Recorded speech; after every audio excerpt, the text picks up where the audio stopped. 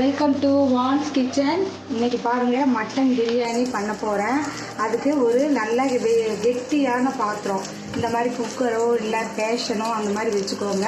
இந்த மாதிரி வச்சுட்டு நான் வந்து 1 கிலோ ஜீரக சம்பா அரிசிக்கு 1 கிலோ மட்டனு, அதுக்கு தேவையான வெங்காயம், தக்காளி, பச்சை மிளகாய், பாருங்கள் கருவேப்பிலை, கொத்தமல்லி, புதினா, இஞ்சி பூண்டு விழுது அரைச்சி வச்சுருக்கேன், கரம் மசாலா வச்சுருக்கேன், இது பிரியாணி மசாலா வச்சுருக்கேன், மஞ்சள் பொடி வச்சுருக்கேன். இப்போ பாருங்களேன், எண்ணெய் வந்து நான் இது வந்து ஒரு 100 மில்லி எண்ணெய், அவங்கவுங்களுக்கு எந்த எண்ணெய் தேவையோ அந்த எண்ணெயை நீங்கள் விட்டுக்கலாம். இப்போ பாருங்கள், இதில் 3 பிரிஞ்சால் இலை போட்டிருக்கேன், ஒரு 4 ஏலக்காய், இங்கே பாருங்களேன் அன்னாசி மூக்கு, இதெல்லாம் பட்டை கிராம்பு எல்லாம் போட்டிருக்கேன். போட்டுட்டு இப்போ அது வந்து நல்லா பொரியட்டும். நல்லா எண்ணெய் நல்லா காஞ்சிடணும். இந்த மாதிரி வெட்டி பாத்திரத்தில் போட்டாவே அது ஒரு டேஸ்ட்டு. அந்த மாதிரி கெட்டியான பாத்திரத்தில் போட்டால் அடியும் பிடிக்காது, நல்லா டேஸ்ட்டாகவும் இருக்கும். இப்போ அடுத்தது வந்து வெங்காயத்தை ஆட் பண்ணுறோம். வெங்காயத்தை நம்ம போடுறோம், பச்சை மிளகாய் போடுறோம். இது வந்து நல்லா வதக்குறோம். இது வந்து எங்கள் ஊர்லேயே விளையிற அரிசி, எங்கள் தோட்டத்தில் விளையிறது. ஜீரக சம்பா நாங்கள் வருஷத்துக்கு போட்டு வச்சுக்கோங்க. எங்களுக்கு நான் வாங்கிறதுலாம் கிடையாது. அதனால் இது கொஞ்சம் அரிசி பெருசாக தெரிகிற மாதிரி இருக்கும், ஆனால் சாதம் வந்து அப்படி ஜீரகம் மாதிரியே இருக்குங்க.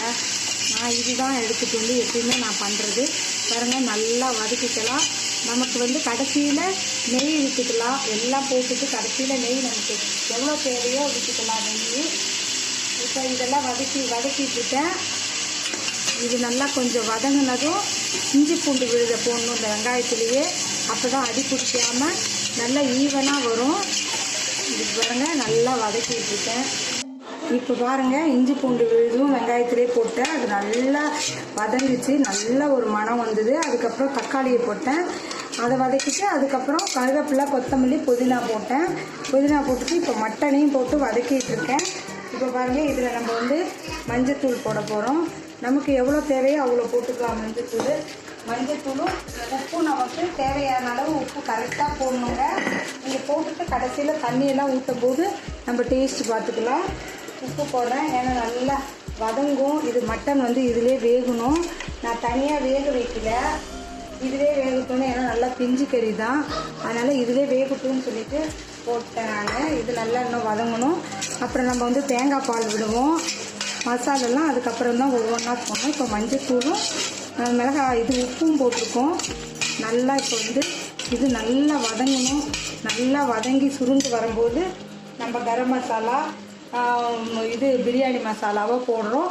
போட்டுட்டு தேங்காய் பால் வந்து இப்போ நான் ஒரு கிலோ அரிசி, 1 கிலோ மட்டன், அதுக்கு ஒரு தேங்காய், நல்லா பெரிய தேங்காவாக நான் பால் எடுத்து வச்சுருக்கேன்.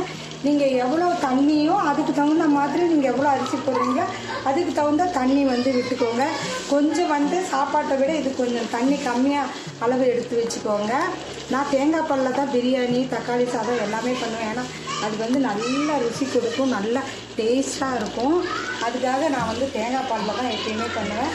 நல்லா ஒரு பெரிய தேங்காவை நான் நல்லா 1 லிட்டர் தண்ணி ஊற்றி அடித்து வச்சுருக்கேன். தேங்காய் பால் இப்போ ஊற்றி தான் இது தேங்காய் பால்லே வேக வைப்பேன் நான் வந்து மட்டனை. அப்போ தான் நல்லா ருசியாக இருக்கும். பாருங்கள், கரம் மசாலா போடுற 1 டீஸ்பூனு, பிரியாணி மசாலா 2 டீஸ்பூனுங்க போடுறேன். போட்டுட்டு நல்லா கிளறி விடணும். கிளறி விட்டு தேங்காய் பால் விட்டு நல்லா அதிலே வேக வைக்கணும்.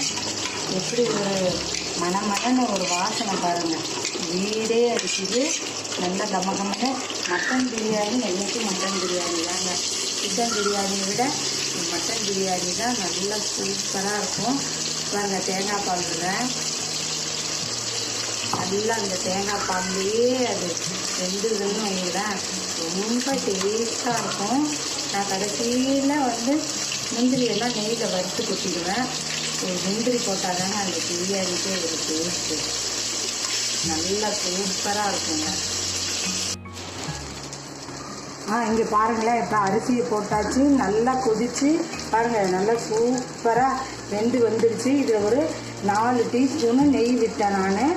இது பாருங்கள் எப்படி இருக்குது, சூப்பராக இருக்குது பார்த்தீங்களா. நல்லா மட்டன் பிரியாணி செஞ்சு சுட சுட தயிர் பச்சடி வச்சுக்கிட்டு ஒரு சிக்கன் ஃப்ரை பண்ணி வச்சு சாப்பிட்டு பாருங்கள், எப்படி இருக்குன்னு பாருங்களேன். சாதம் எப்படி குழன்னு வந்திருக்கு பாருங்கள், உடையாமல் எப்படி வந்திருக்கு பாருங்கள். மட்டனும் எவ்வளோ நல்லா பஞ்சு மாதிரி வெந்திருக்கு. இது உங்களுக்கு நான் அந்த மாதிரி எவ்வளோ சிம்பிள், 1/2 hour தாங்க, சூப்பராக பண்ணிட்டு பாருங்கள் ஒரு மட்டன் பிரியாணி. இது நீங்கள் சமைச்சு சாப்பிட்டு பார்த்துட்டு உங்களுக்கு கண்டிப்பாக இது பிடிக்குங்க. லைக் பண்ணுங்கள், கமெண்ட் பண்ணுங்கள், ஷேர் பண்ணுங்கள், சப்ஸ்கிரைப் பண்ணுங்கள். தேங்க்யூ.